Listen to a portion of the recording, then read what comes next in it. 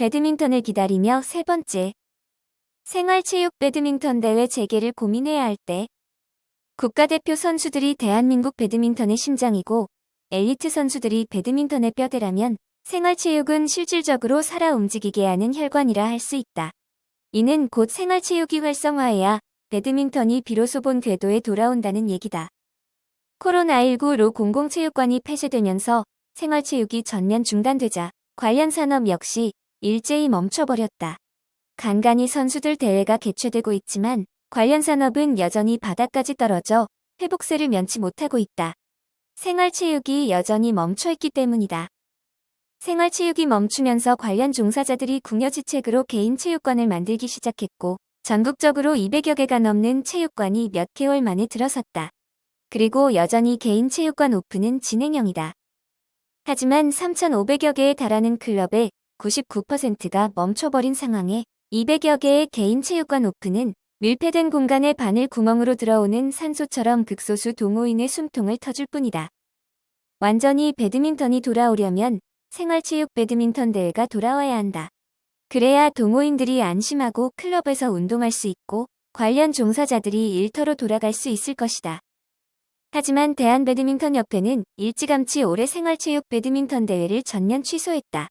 새로운 형태로의 방향성을 찾기보다는 가장 쉬운 방법을 택한 것이다.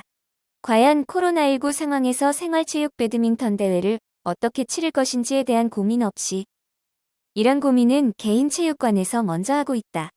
개인 체육관들 나름대로 체육관 규모에 맞게 인원을 모집해 인터넷 중계와 함께 진행하고 있다. 그 중에서 눈에 띄는 코콕 배드민턴은 자강조 랭킹전을 기획해 총 24개 팀의 신청을 받아 6개 조로 나누어 하루 4팀씩 리그전을 벌이고 있다. 10월 23일에는 4조의 경기가 끝났다. 각 조 우승팀은 12월에 랭킹 최강전에 출전해 최고의 팀을 가린다. 이런 대회가 자꾸 시도돼야 언제 끝날지 모르는 코로나19 상황에서 생활체육 배드민턴 대회를 어떻게 치를 것인지 방향을 찾을 수 있을 것이다. 고정된 시간에 꾸준히 대회가 열리고 이 정보가 알려지면 자연스럽게 찾는 사람도 많아질 것이다. 운동을 못하지만 영상으로나마 갈증을 해소할 수 있기 때문이다. 어떤 형태로든 생활체육 배드민턴 대회가 돌아와야 한다.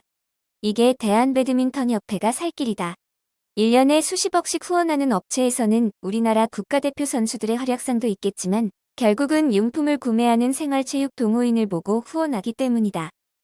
그러지 않아도 대한배드민턴협회는 후원 업체가 바뀌면서 후원금이 줄었고 지난해 적자를 기록했다.